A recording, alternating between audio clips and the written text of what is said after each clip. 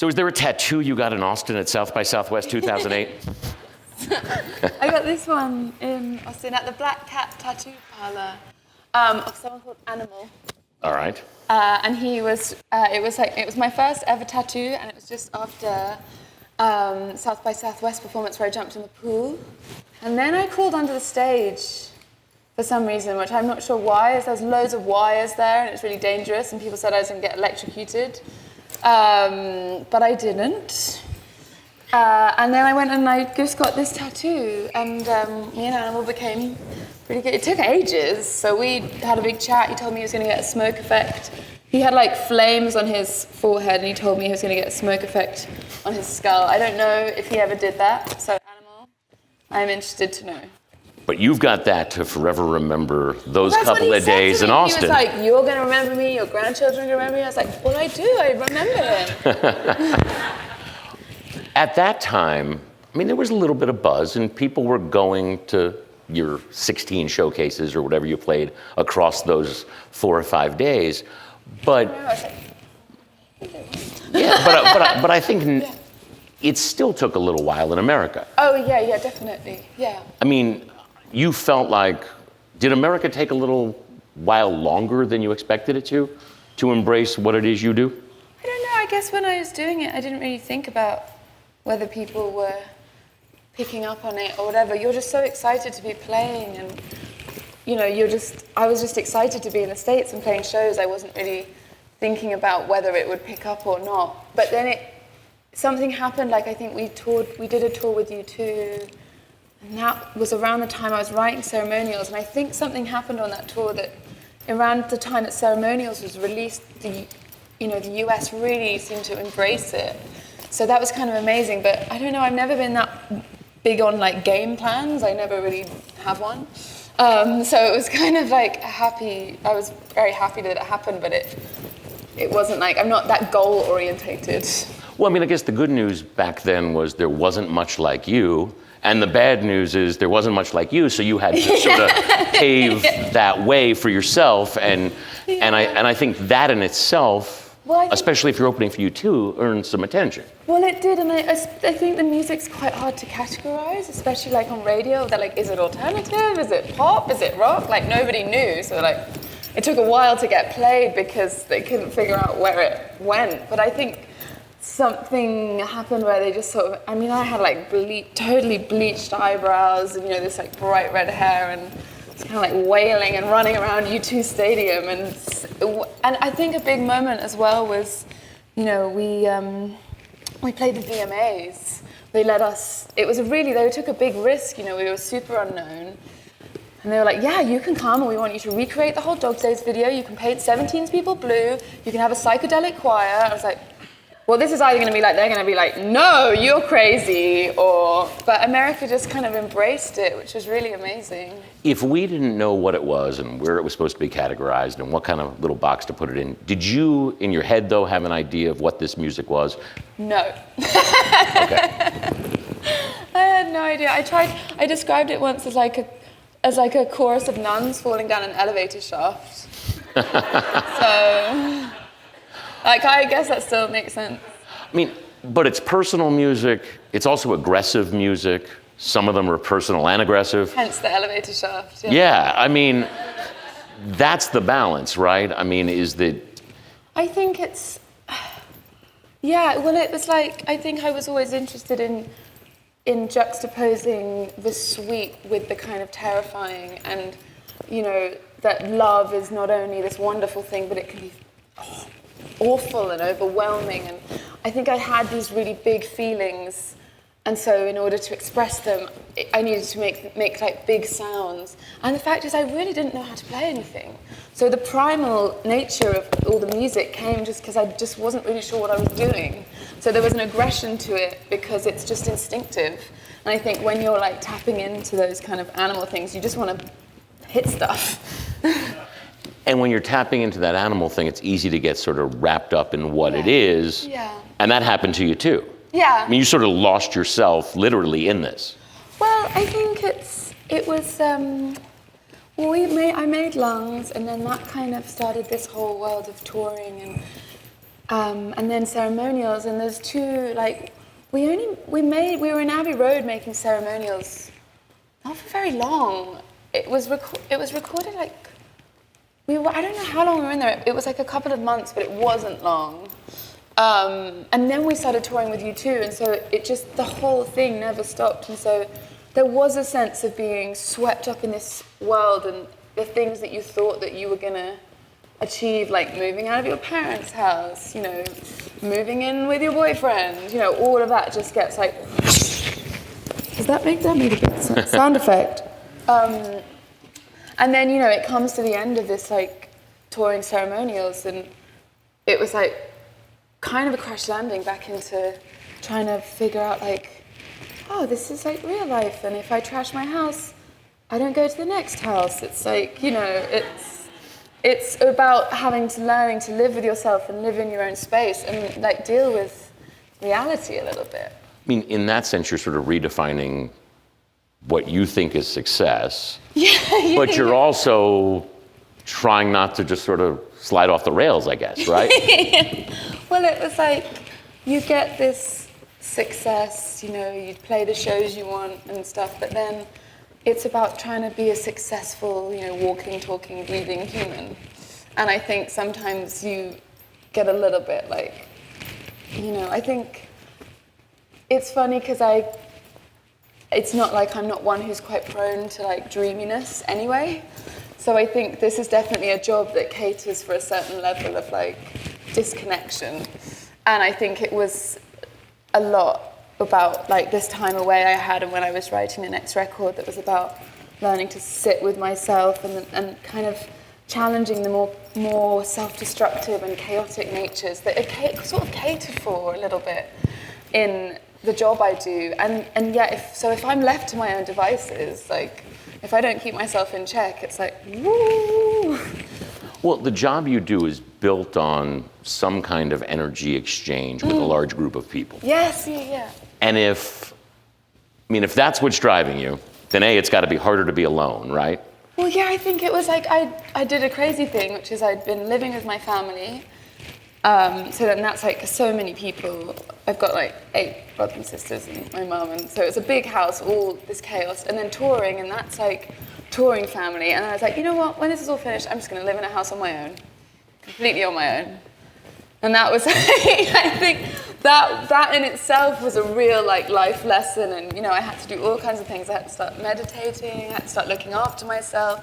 Because literally when you're like, you know, you're sort of faced with yourself in a way that I hadn't been before. There's always this distraction on tour. There's always like a big finish at the end of the day. So no matter what's been going on in your life, you're just like, but I did a good gig, so it's fine. You know, and this really changed my whole kind of attitude to living, I guess. Because you're doing your own laundry. Yes, exactly. That exchange that we were talking about with the crowd, what does that feel like when you're the one at the center of that? So there's one of you and there's 50,000 of them. What's in your head? What happens during that exchange? It's hard to... you kind of feel, it's like, it's weird because you feel like completely connected with everyone and also like you're disappearing all at the same time. So it's kind of like you're the most fully in your body and out of your body that you could be in life. I think performing for me was always a way to kind of, I've got quite a racing mind and lots of thoughts. And when I'm on stage or when I'm singing, it all becomes very clear. And to see, and I think, you know, if I see people having a good time, and it's about, you have to let yourself go as much as you can, because then everyone else will too. And it's almost like you have to jump off the diving board so that everyone else will follow. And I think that's about what I try and do. It's like, you've got to take yourself to that cliff and dive, and you don't know what's going to happen, but if you do it, you feel like the audience will come with you, and it's about that collective sense of like, fuck it. Well, and that's also why the big exaggerated gesture works well on stage, right? Yeah. I mean, because you've got to reach 50,000 people. Yes. And you can't have the same connection you have with one person. Yeah, I think, well, I try and make it as a collective experience as possible, and you want everyone to feel like they're present and in that moment and together, I think that's what it's about. What's it feel like when you walk off that stage? I mean, you're physically drained because you've been jumping around for 2 hours. Is there a period where you have to come down from whatever that exchange was? Like immediately after a show? It depends I think the first few performances back after were so intense for me that I would cry a lot, because I think like you're talking about this energy and kind of, it's almost like you have to kind of expel it somehow. So I would cry a lot, and I think it was kind of, it gave me it's like, what do you do with this energy? So I think I would either cry, and now it's like I don't know, you have to kind of, it's a really weird state to be in, because often you're tired, but then it's like there's been all these people, and then you're just like whoosh in your hotel room. It's like, oh, okay. So yeah, I'm still learning actually how to deal with that. I wouldn't say I know exactly, because often you can't sleep and it's like still. So I don't think I've got exactly the right method of how to come down from those shows. I mean, I used to drink a lot, but that didn't end very well. Do you have? Well, kind of. I got this tattoo. Well, yeah. Do you have fear? Pardon? Is there fear? Is fear a part of that performance? Are you driven by fear? Definitely. I think I didn't think. Yeah, I get like. I mean, today is a big show day, so I'm probably like more anxious in this interview than perhaps like it's quite. You just become a little bit like, I can feel myself going like, okay, you've got to do this, and there's a little bit. It's like, oh God, I can't do it. I don't. It feels so big, and it's a bizarre thing for a person to do. It's like.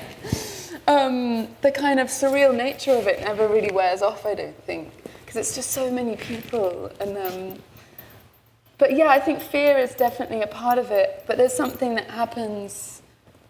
Like there's definitely been times when I've just been like, I can't do this. I don't think I can. I'm too anxious. There's too much going on. And then you step on the stage, and there's something that takes over, or it becomes like. That part of me that's the more determined and more or less like nervous bit takes over, and it's like that always wins the battle, and you're like, oh, and it almost makes you go harder in a way, because you're really having to overcome something in yourself, because I don't know, I'm actually shyer than people would think. So I think it is like I'm overcoming the quieter side of myself, and then it starts to feel good, because you realize that you really have given yourself up to the moment. And there's a kind of like fight or flight element to it, because you're in front of all these people and you can't just do nothing.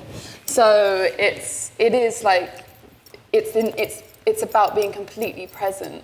And then it doesn't matter what happens, and there's that freedom takes over, and it always becomes fun. As a quiet, private person, you got famous in the wrong era. I mean, how much of that is just what comes along with this versus we live in an age where everything you do, somebody's got a camera. I mean, we all have cameras and video and everything in our pocket, and you see somebody that you admire, that other people admire, and the instinct now is to want to capture that. Yeah, I think I've been quite lucky, really. I mean, there's obviously been moments when it feels quite intense, but there's something about like the level of fame I'm at. I'm like, okay, I'm okay with, like, I would just keep it at this. This is okay. And I get recognized and stuff. But usually, everyone's just super nice, and I think it's about kind of. I can keep myself out of those situations, and I can choose where there's an element that you can control, like I can choose where I go out, or I can choose like So I keep myself to myself quite a lot, so it doesn't actually infringe on my life that much. But yeah, it's an interesting time, but it hasn't, this is okay. It also... This is fine. No more than this might be a bit scary for me. All of this also means that fans can group together online, that fans can share their moments that they had with you, and that fans who, people aren't buying records like they used to. I mean, they have their experiences to share. And so there are people that are fanatical that get to group together and I guess interact with you on Instagram and Twitter and whatnot. That's generally good, right? Well, I've seen some really amazing things. Like, there's people who've done like flash mobs of some of the dances from How Big, How Blue, How Beautiful, and there's really creative parts of that. Like, there's a book club, an online book club called Between Two Books that a couple of fans started, and they asked me if I'd like to be involved. And I love reading, so it's like, yeah, of course. So I'll recommend a book, and then they will announce it, and then they've got like... You're like Oprah.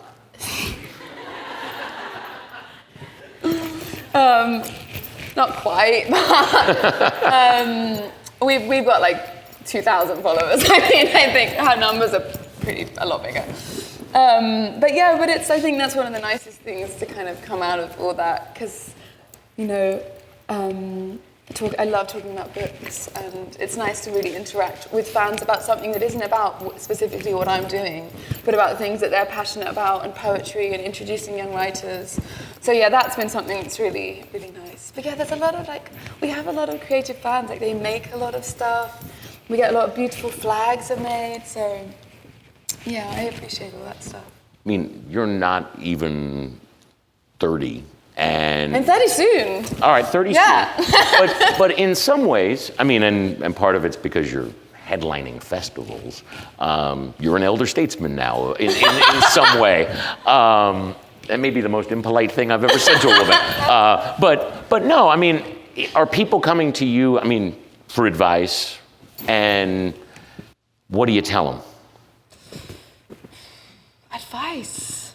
The thing is, I had such a weird, ramshackle, roundabout way of getting to headline festivals. I don't think if you saw me playing the tea tent on a Sunday at Glastonbury years ago, and I hadn't slept, and I had no equipment, and I was covered in mud, and basically crying, I don't think you would have looked at her and been like, I want advice because she's going to be on the pyramid stage. You'd be like, she needs to go home. So I think the way that we've, don't climb under the stage when you're soaking wet. This is I don't know what really, I've been really lucky because I have people around me who have always supported me just being myself, and whatever I wanted to do, you want to bleach off your eyebrows? That's fine. You want to disappear into a kind of Klimt 1920s fantasy, go do that. It was, you want to go to Mexico and perform on a cenote, of course. I've been surrounded by people who've supported me and nurtured me, but really just allowed me to be myself, which I think, I'm really lucky that in doing that, people have come along with me for the ride and embraced it and have, been supportive enough to allow me to headline shows. And do you feel like you still get to make those whimsical, ramshackle decisions, even though the stakes are higher now? Yeah, we do. I have management who are sometimes very stressed, but they basically, let me do what I want. Sometimes they're not all that pleased about it, but yeah, I've been very lucky in that respect. I think we've got some audience questions. Hi. And I think we have... She's gonna do the picking. Do I look like a cushion on this sofa? Do a little bit. Hello, I'm Samantha. Hi, Samantha. I have a question about how different was your writing process for this album than the previous ones? I feel like in the previous albums, there was perhaps a bit more of a fantastical element to the lyrics. And because I was still in that kind of big sea of emotions and experiences, but it wasn't, I think, as clear what was happening. And, there was a lot of guilt washing around and hangovers and confusion. And so it was a lot easier for me to I would want to write about something that had happened, but I didn't want to say what had happened. So you would imagine it as this kind of gothic fantasy in order to confess or absolve or have the catharsis without having to say directly what was going on. I think with this album, it was, having had some time away and being based a bit more in what I think is my reality, which is probably still pretty weird. It was more visceral, so I think I was writing the songs kind of as things were happening to me in a much more direct way, because it was like a need, like an instant, I just needed to describe what was going on. But I still had a lot of songs like that, but I was writing these simple ones, like St. Jude, Ship to Wreck, What Kind of Man, and I went to Marcus and I had bigger kind of weirder ones about witch trials mixed with romance, and I was like, look at this, it's big, there's loads of trumpets. He was like, I like these vulnerable, intimate ones, and I think of something simple, I think it can't be good. But so I didn't think much of those songs, but he really encouraged me to nurture them, and it's very exposing for me because I like to dress things up and put a big silences or big crescendos, but to kind of just let things be was definitely a new step for me.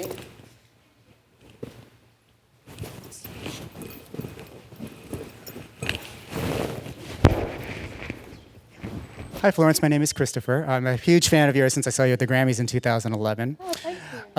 My question is, I love all your albums. I noticed in recent years you've been doing more collaborations with Calvin Harris, A$AP Rocky, and so forth. How did those come about? Well, Calvin, because we wanted him to do a remix for us. So he was like, will you do a remix? And he's like, yes, I'll do the remix if you sing on this track.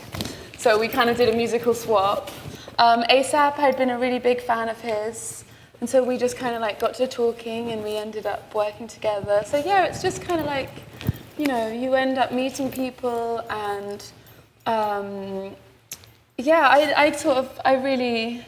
the Calvin track was funny because he gave us one track and he was like, this is it. So I did the song over that, and then Calvin being Calvin, he was already over that track. He'd moved on to something bigger and better, and he just completely transposed it. I was like, oh, okay, wow, because he just works so fast, and it's always the next new thing. And by the time he was already over that backing track, by the time we finished writing the song, so it turned into this completely new thing. But it, I really loved Sweet Nothing so much. So yeah, I would.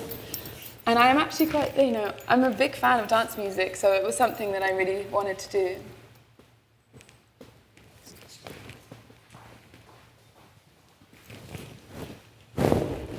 Hi, my name is Mitch. I was curious, you grew up as a musician before the internet and Spotify and social media, and when you got, as you got famous, it kind of became a bigger thing. What was it like having to deal with that, not growing up expecting it? That's funny. I don't know, really. I think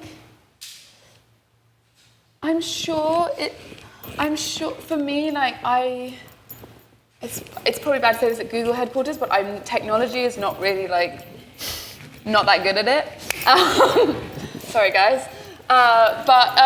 So I don't know, it's never I've never been that focused on it, I don't think. I'm super aware of it, but for me, making music was such an organic, tangible thing that the idea of how it would get out there, I didn't mind how it got out there, I didn't mind what medium, or it was just about making it and playing live, and I grew up in a kind of, but it was funny, because some of the bands that I grew up with, they just just disappeared because they missed that first jump onto things like MySpace and things like that. There was a big scene around the Libertines and stuff, and there were a lot of bands around then that just didn't quite because there was a big shift. But I mean, how it all happened for me really was just playing live in pubs and clubs and just playing almost every single night in London. Because there was this scene where you could, all of our friends were putting on nights. You could play in a squat one day, you could play in a pub the next day, then in a bar. So I never was thinking that the internet would be my way into that. It was always about just doing something. What can I make? What can I do? And because I don't understand computers really, that wasn't my go-to. Sorry. Well, you're tackling laundry first, then computers. I know. It's going to be laundry, living on my own, then the internet.